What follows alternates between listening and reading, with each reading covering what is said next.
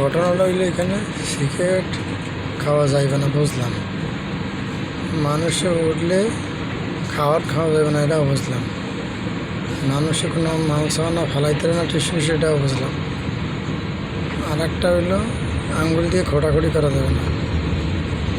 আর একটা বিষয় হইলো যেটা খটকা লাগছে আমার, লিপ টুগেদার যেটা পাপ্পি করে সুম্মি করা যাবে না, এইটার অর্থ আমি কিছু বুঝলাম না।